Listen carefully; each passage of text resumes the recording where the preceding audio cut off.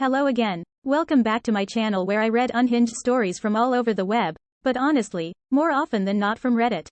Today we are focusing on one single story. It's a bit long and I like to keep these videos under 10 minutes so they are easily digestible. By the way, if you guys would like me to make longer videos, let me know in the comments. And while you are down there, go ahead and like, share and subscribe. Winking face. Our story today comes from TIFU. Today I fudged up by successfully breaking my friend out of jail, for a minute. This is a story of a jailbreak that actually worked, for a minute. This was years ago and I will not tell specifics and I will use fake names, but this is the most epic FU I have ever heard of and it was me that fudged.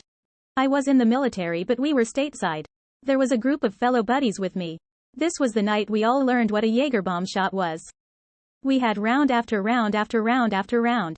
The night went by extremely fast and my friend Brian decided he would drive myself and my roommate home to our off-base appointment. We left the bar and it was not long before we were pulled over. Turns out that a sedan having three 21-year-olds leaving a bar at 2 a.m. near a military base is suspicious. The police officer knew we were all drunk when he got to Brian's car window and we all admitted to it. The police officer gave Brian a breathalyzer test which he promptly failed. The officer handcuffed Brian and put him in the back of the police car. The officer then asked myself and the other passenger, who again was my roommate, if we would like to take a breath test and see if we were below the legal limit to drive Brian's car to our apartment so that it would not be towed and therefore would save Brian the impound charges. We took our breath tests and promptly failed. This is when things begin to get weird. The officer left us with Brian's car with the car keys also. The officer drove off with Brian to take him to the local jail for booking. To this day I don't know why he left us with Brian's keys. From the time the officer pulled us over it had been approximately 20 minutes. My roommate and I had an, oh so bright, idea. Public service announcement. This is a good time to mention that this took place several years ago. At a time when DUIs were only just beginning to become a serious offense and driving under the influence did not hold as serious a punishment as they do today. We were young and very stupid and I do not condone anyone driving under the influence of any mind-altering substance. In fact, I am extremely happy that none of us hurt anyone that night and that I can talk about this obnoxiousness today. I do not take lightly the danger we put ourselves and others in that night. This idea was followed by several ideas that escalated very quickly. You see, my roommate and I were military police officers.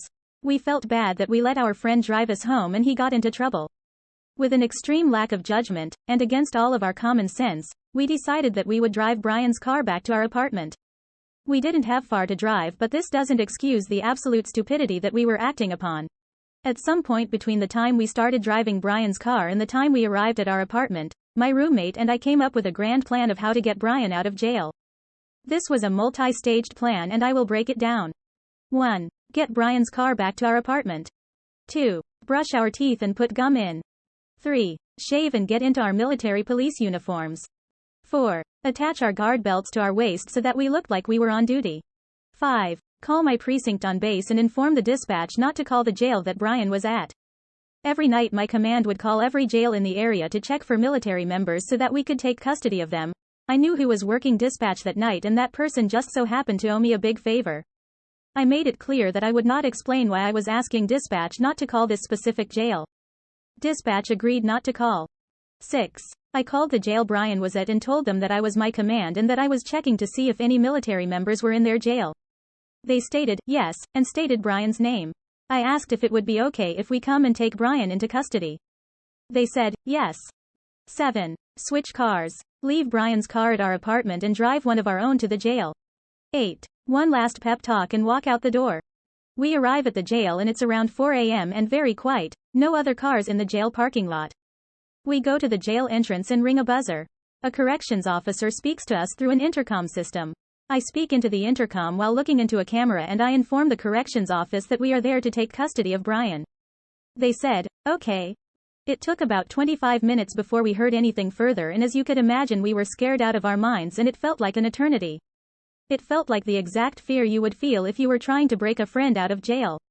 Then without warning a loud buzzer sound goes off. The large thick metal door in front of us slides open and on the other side we see two corrections officers, and Brian in handcuffs. I've never personally seen a ghost but at that moment I knew what a person's face would look like if they ever had seen one. Brian's jaw dropped and his face went extremely flush, ghost white. I greeted the corrections officers and told them I will put my handcuffs on Brian so that they can have theirs back. Before doing so, I turned Brian around and gave him a pat down. I swapped the handcuffs and that was it. I had Brian in custody. My roommate and I thanked the corrections officers and we turn and walk away with our hearts beating out of our chest. We are walking across the parking lot to our vehicle when my roommate whispers to me, "Don't get in the car, don't get in the car." At that moment a police officer walks up behind us and looks us dead in the eyes, then asks us, "Aren't you two the passengers of the vehicle I just pulled over tonight?" It was this moment that our hearts stopped and so did our breathing. Like I said, the parking lot was empty when we had arrived. No one inside or outside of the jail had caught on to us. It just so happens that the arresting officer arrived to the jail while we were in the Sally Port waiting for Brian to be released to us. The arresting officer was just sitting there doing paperwork in his patrol car in the jail parking lot as we walked Brian out of the jail into our car. I'm sure you can guess what happened next. Yup, we all got put in jail. About 8 a.m. our command actually came and got us. We got back to base and they told me to go home and that they would call me when they needed me and to get my things in order because this was not going to go over well. I did just that and then arrived back at my command 24 hours later, and I did not leave for 45 days and then we were deployed again, so I never got off base again during that stateside stay. I was punished to the fullest extent of the Uniform Code of Military Justice, UCMJ, the military law. I was a disappointment to many people because of this fudge. I felt ashamed and I took my punishment. All the while I was the most famous person at my command. I represented what it was to have your fellow military personnel's back 100%. Everyone heard about this attempt to break Brian out of jail and we were practically celebrities. To this day I cannot figure how in the hell I had the stupidity to try and pull this off. I am proud to say that this did not ruin my military career and that I did get to serve out my enlistment and be discharged honorably. Needless to say, I have never fudged this bad ever again in my life.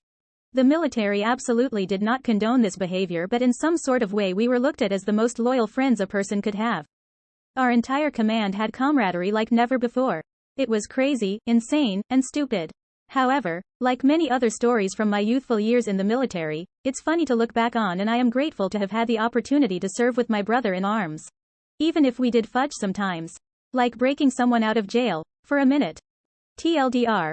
My buddy got a DUI. I was drinking with him and in the car when he got arrested. I was a military police officer.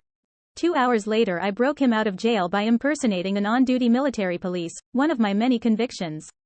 The officer that arrested my buddy recognized me in the jail parking lot after I had taken custody of my buddy. We both went to jail. I almost ruined my military career, but now many years later I look back in awe of my stupidity and the time I tried to break a friend out of jail. Phew. I mean, this is a great story to tell. For sure. However, I am conflicted. Because it is highly illegal, so irresponsible, immature and in complete disregard for their own safety and the safety of others. I mean, I am not going to lie, just between us, I did have a chuckle thinking of them in their drunken state cooking up this very, very stupid plan. In the way only a drunk person can, where something very stupid sounds like a great idea and you are in awe of your own genius. But then when you sober up you are humiliated at how dumb you are. But this was so dangerous.